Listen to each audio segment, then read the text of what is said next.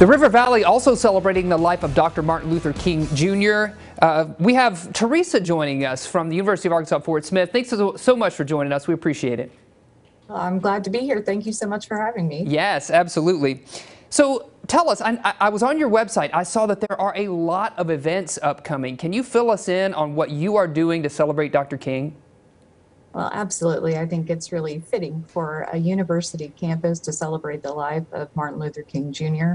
Obviously, on many campuses, he had the opportunity to speak and to encourage people to question the status quo, to live better lives and to take care of each other. And that's exactly the sort of message we want to instill in our students at this point. So it makes good sense for us to have some great events. We have a panel discussion on Monday morning. Unfortunately, it will be virtual, but we're sending out the link so that people far and wide can participate in that panel.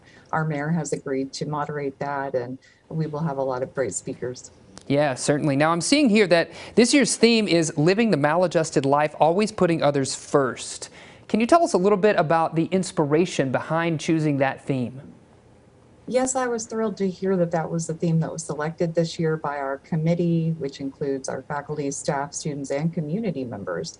And ultimately, I believe they chose the theme after many speeches by Martin Luther King Jr. on university campuses in the early 60s, where he encouraged people first to put service before self and others before self, but secondarily not to accept the status quo, to challenge the conditions of life around them, to make life better for others and for themselves. And that theme is carried throughout all of the events that we will be having for the whole week. Yeah, and talking about those events, are there any additional events planned for the week other than the couple that you've mentioned? Are there several you want to highlight here? Yes, we have several that we are going to be conducting virtually again, but hosted on our campus. We have some fireside chats.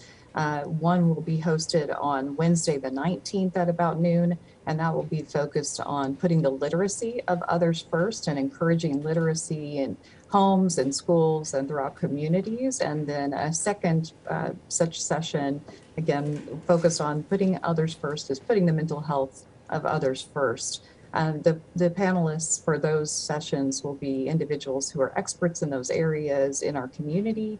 And again, great strategies for working with others and particularly for caring for others. Yes, and you mentioned that several of these events are virtual, and I'm assuming that means that no matter where you are, you can tune in, you can participate. Can you give us the details on how folks, our viewers, might, if they want to participate, how they can choose to do that?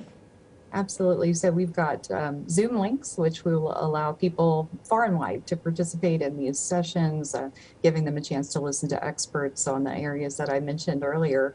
We will have that information out on our social media sites, on our website, and ultimately hope that people will log in and join us. Yes, absolutely. And we thank you for joining us and for the work that you're doing and for obviously highlighting and celebrating the life and legacy of Dr. King. We appreciate that. So thank you so much for taking the time to visit with us today.